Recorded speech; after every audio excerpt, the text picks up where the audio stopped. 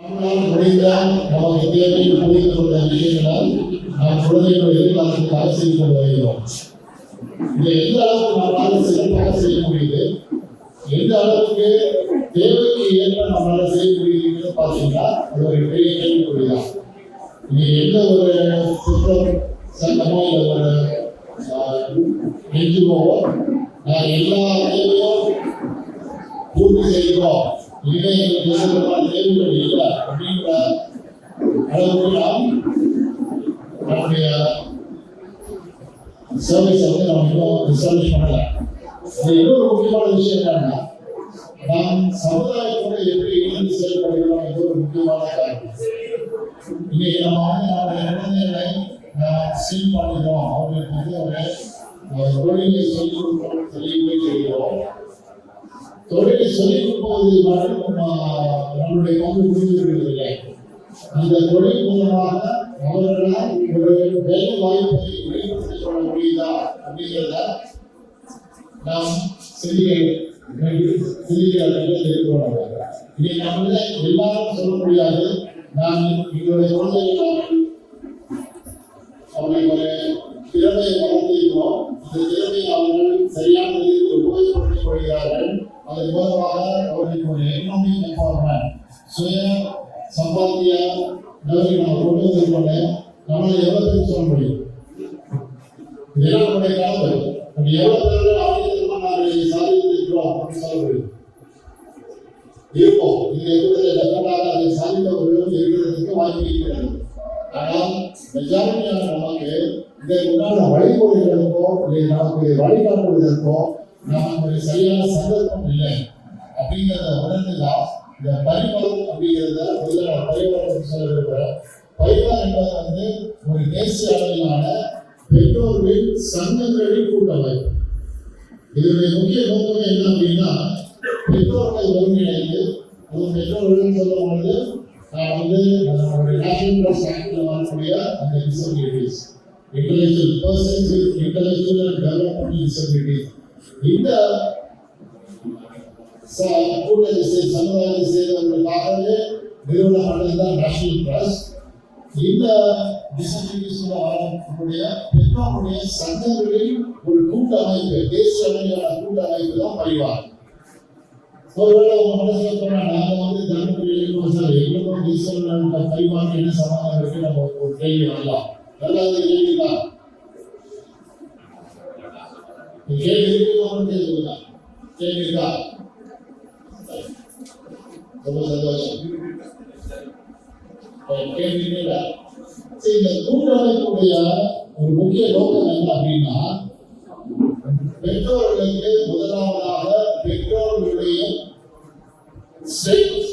அவருடைய வலிமை என்ன அப்படிங்கிறதுல முழுமையாக புரிந்து கொள்வதற்கு ஒரு வாய்ப்பு. நீங்க பார்த்தீங்கன்னா உங்களுடைய தாலுகாவிலையோ பிளாக்லையோ டிஸ்ட்ரிக்ட் லெவலையோ நீங்க வந்து எவ்வளவு பேரோட நம்மளால செயல்பட முடியுது, எவ்வளவு நம்மளுடைய குழந்தைகளுடைய தேவையை நம்மளால பூர்த்தி செய்ய முடியுதுன்னு பார்க்கும்போது ஒரு 25-30% தான் நம்மளால சாதிக்க முடியும். இதுக்கு மேற்கொண்ட காரியங்கள ஒருவேளை நமக்கு கூட்டு முயற்சி இல்லாதனாலோ, இல்லை நம்மளுக்கு அந்த சரியான புரிதல் இல்லாதனாலையோ, இல்லை மற்றவர்கள் நம்மளை புரிந்து கொள்ளாதனாலையோ நிறைய நம்மளுடைய கனவுகள் வந்து அதை எழுத முடியலாம். ஸோ இதை தெரிந்து கொண்டுதான் தேசிய அளவில் ஏன்னா நாம் அல்டிமேட்டாக என்ன சொல்றோம், நம்மளுடைய குழந்தைகள் எல்லாருமே இந்த சமுதாயத்தில் ஒரு அங்கம் ஆகணும், குழந்தைகளுக்கு சமுதாயத்தில் ஒரு அந்தஸ்து தேவை, குழந்தைகளை நாம் சுயமாக செயல்பட வைக்க வேண்டும். இது நம்முடைய குழந்தைகளுக்கு டெஃபினட்டா சமுதாயத்துடைய உதவிக்கெல்லாம் இதை நம்மளால செய்ய முடியாது. ஸோ இந்த புரிதலையோ இல்லை இந்த தேடுதலையோ தனியாக நாம் அதை எடுக்க முயற்சிக்காமல் நாம் ஒரு குழுவாக ஒரு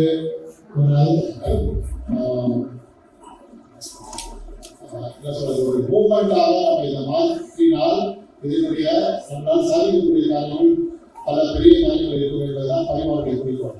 ஸோ இதற்கும் அடிப்படையில் தான் நாங்கள் வந்து டிஃபரெண்ட் நம்முடைய தமிழ்நாட்டு மாநிலத்தில் உள்ள பெற்றோர்கள் அனைவரையும், அது பெற்றோர்கள இது ஒரு ட்ரைனிங் ப்ரோக்ராம் மாதிரி கிடையாது, பெற்றோர்கள் பொறுப்பு எடுத்துக் கொள்ளக்கூடிய பெற்றோர்களை தேர்ந்தெடுத்து அவர்கள் மூலமாக ஒவ்வொருவரும் நாம் நம்முடைய தேவை என்ன என்பதை புரிந்து கொள்வோம், நமக்கு இருக்கும் வாய்ப்புகள் என்ன என்பதை புரிந்து கொள்வோம், அந்த வாய்ப்புகளை எப்படி நாம் உபயோகப்படுத்திக் கொள்வதற்கான திட்டங்களை தீட்டுவோம். நீங்க யாராவது உங்களுடைய ப்ரோக்ராம்ல பார்த்தீங்கன்னா நம்முடைய ஸ்கில்லிங் அண்ட் எம்ப்ளாயபிலிட்டி ஆப்பர்ச்சுனிட்டிஸ் இதை நாம் புரிந்து கொள்ள வேண்டும். ஒவ்வொரு குழந்தைக்கும் யூனிக் எபிலிட்டி. ஸோ அதனால நம்ம ஒரு காமனான வேலை செய்ய முடியாது. ஒரு சென்ட்ரலைஸ்டாக நம்ம எடுக்கிற முயற்சி வந்து சக்ஸஸ் ஆகாது. நம்முடைய குழந்தைகளை பொறுத்த வரைக்கும் நம்ம எல்லாரும் நம்ம குழந்தைகள் பிரயோஜனப்படாது. ஏனென்றால் நம் குழந்தைகள் தனித்துவம் படைத்தவார்கள். அவர்களுக்கு தேவையான தனித்துவமான அவருடைய திறமைகளை நாம் வெளியில் கொண்டு வந்து அதற்கான வாய்ப்புகளை ஏற்படுத்த வேண்டும் என்றால் நாம் லோக்கலாக தான் இதை பற்றி சிந்திக்க வேண்டும். அவர்களை நாம் அந்த செய்தியை நம்ம கொடுத்துள்ளோம், அவர்களுடைய திறமையை வளர்த்து விடுகிறோம். அதை அவர்கள் அந்த வாய்ப்பை கற்றுக்கொண்டதை உபயோகப்படுத்திக் கொள்வதற்கான வாய்ப்புகள் இருக்குதான்னு பார்த்தோம்னா அது ஒரு பெரிய கேள்வி. இதில் நாம் நிறைய நேரத்தில் என்ன பண்ணுறோம்னா அரசாங்கம் வேலை நடக்குமா, ஒரு ரிசர்வேஷன் இருக்குமா, இல்லை எனக்கு சிஎஸ்ஆர் ஃபண்டு கொடுப்பாங்களா, இப்படிதான் நாம் யோசிக்கிறவங்களுடைய நாம் வேறு எந்த விதமான வாய்ப்புகளை நம்மால் ஏற்படுத்த வேண்டிய அவசியங்களை கண்டுபிடிக்க முடியும். அதை எதில் நாம் அவர்களுடைய சமுதாயத்தோடு இணைந்து செயல்படுத்த முடியும் என்பதை பற்றி தான் யோசிக்கிறோம். சரி, இதுதான் வந்து நம்ம இந்த 2 நாள் வந்து ப்ரோக்ராம் எது பண்ணிக்கிறது பல இன்புட்ஸ் உங்களுக்கு கிடைக்கும். இதை வச்சு நாளைக்கு நம்ம சிறுசில குழுவாக இருந்து நம்மளுடைய மாவட்டங்களில் இதெல்லாம் என்ன காரியம்லாம் பண்ணலாங்கிறத பற்றின ஒரு 5 கேள்வி இருக்கு.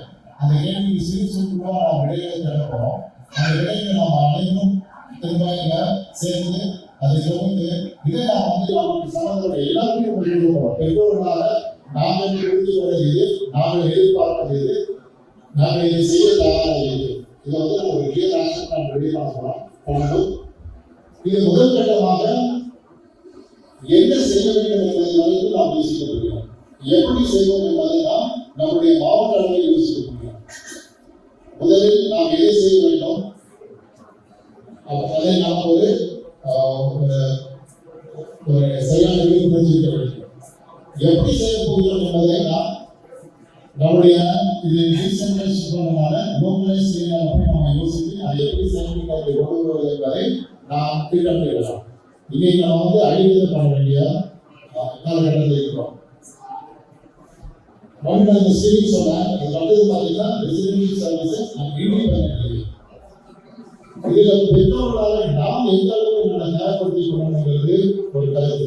நிறைய பேருக்கு பெற்றோர்களுக்கு வாய்ப்புகள் இருந்தாலும் வசதிகள் இருந்தாலும் நாம் இண்டிபெண்டன்ட் லிவிங்காக ஒரு வாய்ப்பை உருவாக்குகிறோம் என்றால் அது ஒரு கேள்வி. அது தேவையாக நம்மளுக்கும் அந்த வசதி இல்லாதனால கிடைக்காது. அது 2 பக்கமும் நமக்கு வந்து ஒரு தொய்வு ஏற்படுகிறது. இதை நாம் எப்படி மேற்கொள்ளணும்? அடுத்து எந்த விதமான வசதிகளை நாம் படைக்க வேண்டும், எந்த விதமான வசதிகள் ஏற்படுத்தப்பட வேண்டும், இதை விழிப்புணர்ச்சியும் பெற்றோர்களுக்கு ஒரு கிளாரிட்டி, அதாவது நமக்குள்ள ஒரு சரியான எண்ணம் இருக்கணும். சிலர் வந்து நம்மளுடைய எப்பவுமே ஏசி நினைக்கலாம், சிலர் அவங்க இந்த சாப்பாடு கொடுத்தா போகிறீங்களா, இதனால நம்ம ஒரு குழுவாக செயல்படும் போது மினிமம் ரிக்வயர்மெண்ட்ஸ் என்ன, முக்கியமாக அவர்கள் இண்டிபெண்டாக வாழ்வதற்கான வாழ்வாதாரத்தை உருவாக்குவதற்கு என்ன தேவை என்பதை நமக்கு ஒரு புரிதல் இருந்தானா நமக்கு அதை ஏற்றுக்கொள்வதே வரும். நீ நிறைய பேருக்கு வந்து வாய்ப்பு இருந்தாலும் அதை நம்ம உபயோகப்படுத்திக் கொள்வதில்லை.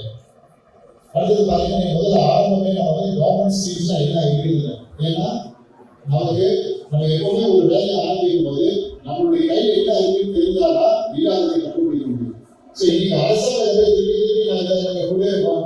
நீங்க செய்யணும்னு சொன்னதை விட அரசாங்கம் என்ன செய்கிறது என்பதை புரிந்து கொள்வதற்காக அந்த பாயிண்ட் செக்ஷன் எடுத்தோம். உங்களுக்கு மேற்கொண்டு ஏதாவது டவுட்ஸ் இருந்தால் நீங்க டெஃபரெண்டா ராபர்ட் சாரையும் பாரதிதாசன் சாரையும் நீங்க கேட்டு உங்களுடைய கேள்விக்கு வந்து நீங்க பதில் கேட்டுக்கொள்ளலாம். இதுவும் நம்முடைய திட்டங்கள் கேட்கும்போது நம்ம ரொம்ப உபயோகமா இருக்கும். இன்னொன்று வந்து நம்மளுடைய தாலுகா பிளாக் லெவலையும் மாவட்ட லெவலையும்